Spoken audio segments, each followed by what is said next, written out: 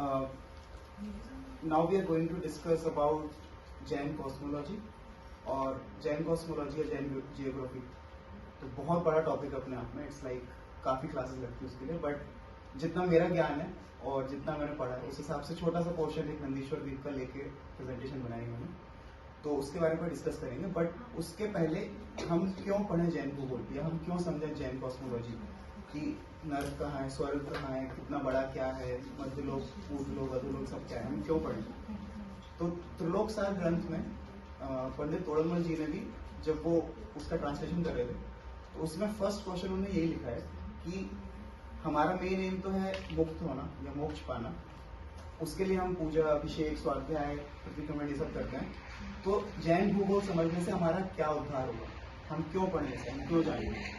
तो उसमें उन्हीं ने आंसर भी दिया है। उन्होंने आंसर ये दिया है कि जैसे हम सम्यक दर्शन की बात करते हैं कि जो जैसा है उसको वैसा जानना, तो ये भी एक वही चीज है जो कि हमारे भगवान ने बोला है, केवल ज्ञानी भगवानों ने जो अपने वाणी में बोला है और जो गणधरों ने वाणी से उसमें आचार्यों ने जो ग्रंथों में लिखा, तो उसको वैसा ही जानना, इसके लिए ये भी एक सम्यक दर्शन का मार्ग है।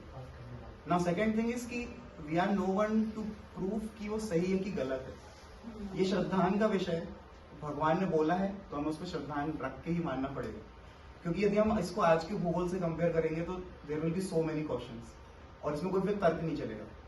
तो इसलिए जैसा उन्होंने बोला है उसको वैसे ही जानना is one of the reason कि हम इसको समझें। दूसरा रीजन ये है कि जो 12 भावना होती हैं उसमें से एक भावना होती है लोक भावना। तो लोक भावना में भी, और वो सबसे बड़ी भावना है, सबसे ज्यादा विस्तार में उसको बताया गया, तो उसमें भी पूरा यही वर्णन है, 3 लोक का वर्णन, कैसा है, कहाँ पे क्या है, कितना विस्तार है, कौन कब कहाँ जाता है। तो अनटिल अनलेस हम स्वर्ग नरक को नहीं समझेंगे कि कहाँ है, क्यों जाते हैं वहां पे, कितनी वेदनाएं हैं, हम कुछ फॉलो नहीं करेंगे। तो एक वो रीजन से भी इसको जानना चाहिए। पर्सनली मैंने किस रीजन से इसमें पढ़ना या जानना चालू किया, ये सब चीजों का ज्ञान मुझे नहीं था जो मैंने भी बोला, वो तो अभी मैंने सर्च किया। बट उसके अलावा एक बार मैंने पूर्णवती माता जी से पूछा कि माता जी मैं जब जाप देता हूँ तो क्या ध्यान करूँ, पूरा ध्यान यहाँ वहाँ कहीं भी जाता है, मैं क्या सोचूं जाप देते वक्त, ध्यान नहीं लगता है। तो उन्होंने बोला कि तुम्हें नंदीश्वर द्वीप, पंचमेरु, इन सब के बारे में पता है क्या, तो मैंने नहीं। तो उन्होंने बोला वो जानो और जब भी जाप देते हो तो वो ध्यान किया करो कि मैं वहां की परिक्रमा कर रहा हूँ या फिर वहां पे दर्शन कर रहा हूँ, पूजा कर रहा हूँ, वैसा। तो जाप में ध्यान ज्यादा लगेगा और फल भी ज्यादा मिलेगा। तो उन सब रीजन से जैन जियोग्राफी और कॉस्मोलॉजी मैंने थोड़ा पढ़ना चालू किया। उसका एक छोटा सा टॉपिक लेके आज अपन डिस्कस करेंगे, नंदीश्वर द्वीप की रचना। अब नंदीश्वर द्वीप का इंपॉर्टेंस क्या है, तो साइड में जो 4 पंक्तियां लिखी हैं वो नंदीश्वर पूजा की स्थापना की 4 पंक्तियां ध्यानत राय जी की, कि सरफ परब में बड़ो 28 परब है, 28 पर्व अष्टांगिका पर्व, नंदीश्वर सुर जाही ले वसुधरव है। अष्टांगिका जो पर्व पढ़ते हैं साल में 3 बार, कार्तिक, फाल्गुन और साढ़ माह के आखिरी 8 दिनों में, तो उन अष्टांगिका पर्व को सबसे बड़ा पर्व माना गया है। क्यों सबसे बड़ा पर्व माना गया है, उसका रीजन जो आता है वो ये है कि उन 8 दिनों में जितने भी देव इंद्र लोग हैं, इंक्लूडिंग स्वधर्म, तो सारे देव लोग नंदीश्वर द्वीप जाते हैं और कंटिन्यूअस 24 घंटे 8 दिन लगातार पूजा भक्ति सब चलती रहती भगवान की। और ऐसा किन्हीं और दिनों में नहीं होता है जहाँ कंटिन्यूअस ऐसा भक्ति पूजा चलती रहे। इवन समशरण में भी नहीं आता ऐसा शास्त्रों में कि समशरण में भी कंटिन्यूअस इतनी भक्ति पूजा नहीं होती है। तो वो जो 8 दिन अष्टांगिका के होते हैं उनको सबसे बड़ा पर्व बोला गया है। उस सेकंड लाइन में लिखा है नंदीश्वर सुर जाही ले वसुधरव है। तो नंदीश्वर द्वीप में सारे देव लोग जाते हैं अष्ट द्रव्य लेके और एकदम रत्नमयी द्रव्य लेके और पूरे भक्ति भाव से पूजा करते हैं। अभी देव लोगों को कोई जरूरत नहीं है, उनके पास सब कुछ है, राइट, उनको किसी भी चीज की जरूरत नहीं है, लेकिन फिर भी वो इन 8 दिनों में वहां जाते हैं, इसलिए इस पर्व को और सबसे बड़ा पर्व बोला गया। हमें सकती सो नाही यहाँ करे थापना, हम being human being we can not go in Nandishwar Dweep because हम लिमिटेड हैं, हम 2.5 द्वीप के बाहर नहीं जा सकते। अब नंदीश्वर द्वीप कहाँ है, 2.5 द्वीप कहाँ है, वो हम आगे स्लाइड्स में देखेंगे। पूजा जिनग्रह प्रतिमा है यहाँ, तो हम यही बैठ के स्थापना करते हैं और यहीं से उन जिनग्रह जो अकृत्रिम चैत्यालय और जो प्रतिमाएं हैं उनकी पूजा करते हैं अपने हित के लिए। तो अभी आगे बढ़ते हैं। तो सबसे पहले ये जानते हैं कि नंदीश्वर द्वीप है कहाँ पे, उसके बाद उसकी डिटेल समझेंगे कि नंदीश्वर द्वीप में क्या है, नंदीश्वर द्वीप कहाँ है, हम कहाँ है और हमारे रिलेटिव नंदीश्वर द्वीप कहाँ पड़ता है, उसको थोड़ा समझेंगे। तो ये चित्र तो सभी लोग जानते हैं, 3 लोग का चित्र ये क्या है, राइट। तो जस्ट उसका थोड़ा विस्तार, उसकी विस्तार वगैरह लिखा, तो उसमें डिटेल में नहीं जाएंगे क्योंकि टाइम लिमिटेड है, बहुत बड़ा टॉपिक है। तो 14 राजू उसकी हाइट होती है, ये सब उसका विस्तार लिखा हुआ है। जस्ट एक राजू जो होता है, एक राजू इज लाइक असंख्यात योजन। सो हम तो नहीं समझ सकते कितना बड़ा ये सब चीजें।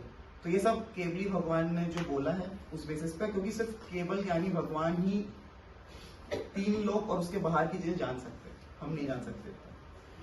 तो जितना उसके बाहर होता क्या है कि 6 द्रव्य होते हैं, राइट।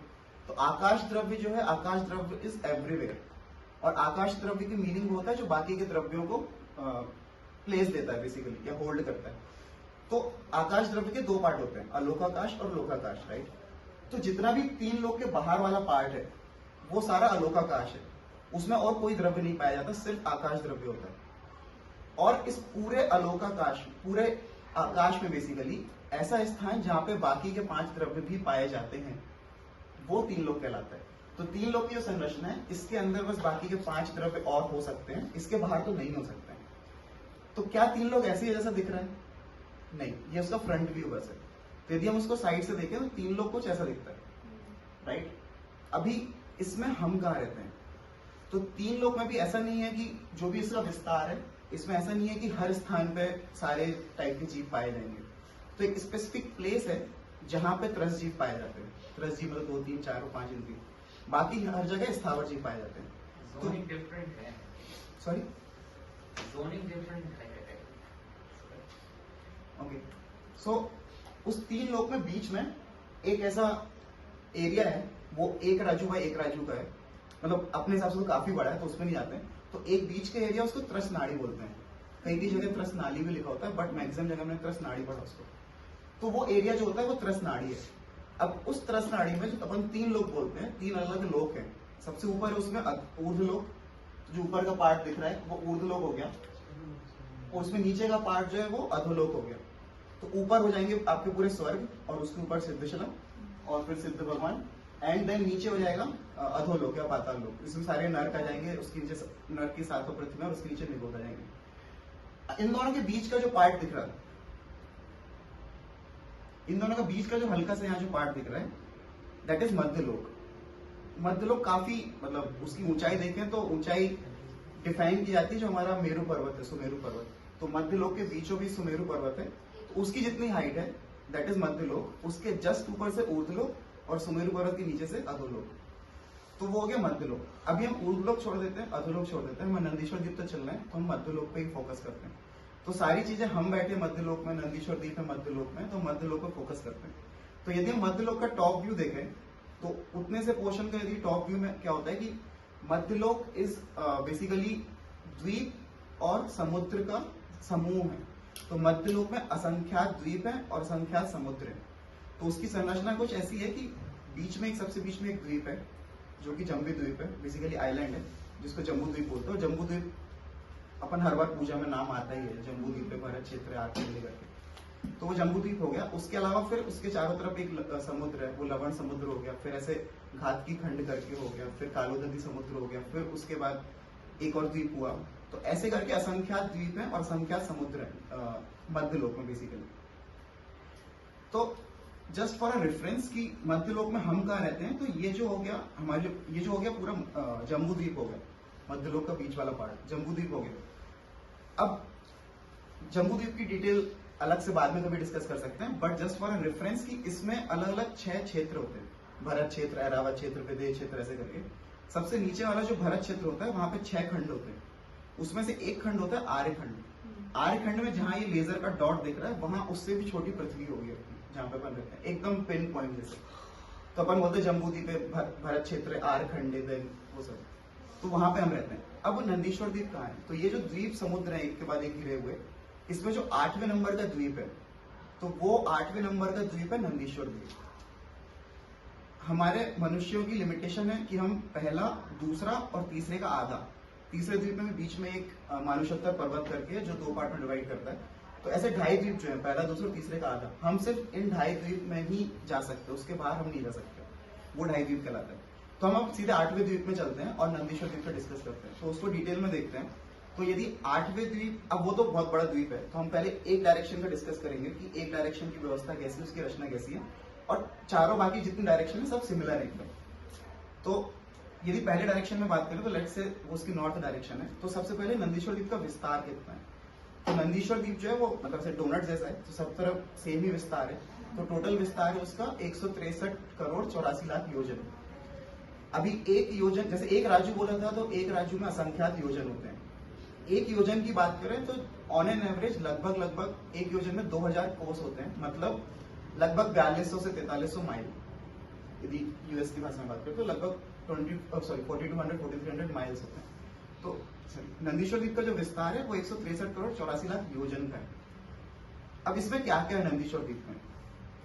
तो सबसे बीच में एक, मतलब एक डायरेक्शन में सबसे बीच में एक ब्लैक कलर का पर्वत है जिसको अंजनगिरी पर्वत बोलते हैं। तो अंजन इज बेसिकली काजल को बोलते हैं, तो इसलिए उसको अंजनगिरी पर्वत बोलते हैं। उसका वर्ण श्याम है, काले कलर का है। इसकी ऊंचाई लगभग 84,000 योजन है। इसकी विशेषता ये कि ये ऐसे पर्वत नहीं जैसे अपन को यहाँ दिखते हैं मिल्पिटस में। ये बहुत ही सुंदर और एकदम ढोल के समान पर्वत है। जैसे अपन ढोल को यदि उल्टा करके, ढोलक को उल्टा करके रखते हैं तो एक से बिल्कुल नीचे से ऊपर तक, नीचे भी प्लेन ऊपर भी प्लेन, तो वैसा एक पर्वत है और ऊपर एकदम प्लेन है। इसको बोलते हैं अंजनगिरी पर्वत। तो एक डायरेक्शन में एक हो गया अंजनगिरी पर्वत।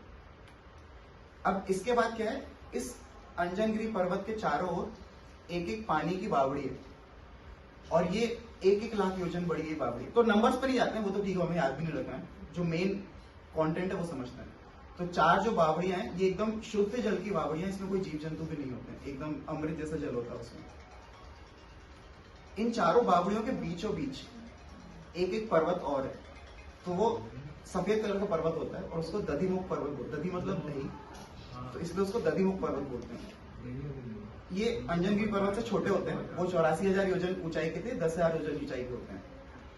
तो ऐसे एक डायरेक्शन में चार हो गए दधिमुख पर्वत। इसके बाद चारों जो बावड़ियां हैं, चारों बावड़ियों के चारों तरफ वन है, बहुत सुंदर सुंदर वन है, वो भी 1-1 लाख योजन लंबे बड़े वन है। इसके बाद जो बावड़ी के बाहर के दो कोने हुए, जहां पे रेड कलर के पर्वत दिख रहे हैं, वो दधिमुख पर्वत से भी छोटे पर्वत है। दधिमुख 10,000 योजन हाइट के थे, ये 1,000 योजन हाइट के हैं। ये रक्त के समान लाल होते हैं और इनको बोलते हैं रतिकर पर्वत। तो यदि हम एक डायरेक्शन की बात करें तो एक हो गया अंजनगिरी, 4 हो गए दधिमुख पर्वत 4 बावड़ियों में, और 8 हो गए रतिकर पर्वत, तो टोटल 13 पर्वत हो गए। ऐसे करके 4 डायरेक्शन में 13 चौके 52, तो वो होते हैं नंदीश्वर द्वीप के 52 पर्वत। हर एक पर्वत सेम ढोल के समान है और ऊपर समतल है, बहुत सुंदर सुंदर पर्वत है। हर एक पर्वत के ऊपर एक एक जिन मंदिर है जो कि अकृत्रिम चैत्यालय है। तो ऐसे करके नंदीश्वर द्वीप के 52 चैत्यालय होते हैं, और नंदीश्वर द्वीप संबंधी 52 जिन चैत्यालय को नमा तो हम डेली पढ़ते ही हैं मार्ग में। तो ऐसे करके 52 एक डायरेक्शन का सीन हो गया। यदि ऐसे करके बाकी की 3 डायरेक्शन भी देखें तो तीनों डायरेक्शन में एग्जैक्टली सिमिलर है। तो यदि हम ईस्ट में जाएंगे तो ईस्ट में भी एग्जैक्टली सेम, एक बीच में अंजनगिरी और आजू बाजू बावड़ियों, वो पूरी व्यवस्था सेम है एग्जैक्टली। और वैसे ही सेम यदि हम साउथ में जाएंगे तो साउथ में भी सेम है और वेस्ट में भी सेम है।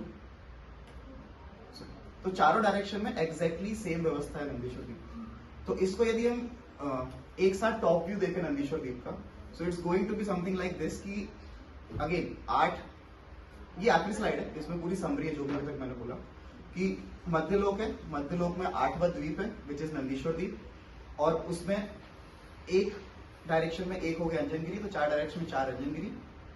फिर टोटल हो गए 16 दधिमुख पर्वत जो कि पानी की बावड़ियों के बीच में,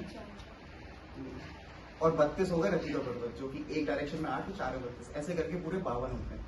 तो यदि हम नंदीश्वर द्वीप, यदि ये अब समझ में आ गया कि नंदीश्वर द्वीप होता कैसा है, तो जब मैंने ये समझा था उसके बाद में जब भी जाप देता हूँ या कुछ भी ऐसे ध्यान लगाने की बारी आती है तो एक बार वहां की परिक्रमा हो जाती है अपने आप। और उसके बाद से मुझे जयमाला पढ़ने में भी बहुत मजा आने लगा। एक चीज मैं भूल गया डिस्क्राइब करना कि एक एक जो जिन मंदिर है, तो हमने जिन मंदिर तक की तो बात कर ली कि वो अकृत्रिम चैत्यालय कहाँ पे है, पर्वत के ऊपर है, बट उस मंदिर के अंदर क्या है, तो उस मंदिर के अंदर का भी ज्ञानत राय जी ने बहुत ही सुंदर पंक्तियों में वर्णन किया है। वो टाइम रहेगा तो हम पढ़ेंगे आगे का। बट हर एक मंदिर के अंदर क्या है, एक मंदिर के अंदर 108 एकदम रत्नमयी प्रतिमाएं हैं, और वो बहुत सुंदर प्रतिमाएं हैं, और एक एक प्रतिमा 500-500 धनुष ऊंची है। एक धनुष लगभग 6 फीट का होता है। तो 108 प्रतिमाएं और 108 प्रतिमाएं 500-500 धनुष की, इतने बड़े बड़े मंदिर है वो। तो जो 4 प्रकार के देव होते हैं वो लगातार 8 दिन अष्टानिका में वहां 24 घंटे भक्ति पूजा अर्चना करते रहते हैं, और इसलिए हम यहाँ पे भी अपने भरत क्षेत्र में आर्यखंड में अष्टांगा पर्व मनाते हैं। सो बेसिकली ये जो पूरी नंदीश्वर दीप की जयमाला है, पूजा की जयमाला है, तो उसमें भी जो भी अभी तक मैंने वर्णन किया वो सारी चीजें लिखी हैं, तो है वो सेम चीज। कभी उसको डिटेल में पढ़ सकते हैं, जब भी पूजा करेंगे तो जब भी आप वो पढ़ेंगे तो आपको नंदीश्वर दीप की पिक्चर याद आएगी, तो वो अच्छा रहेगा। That's it from my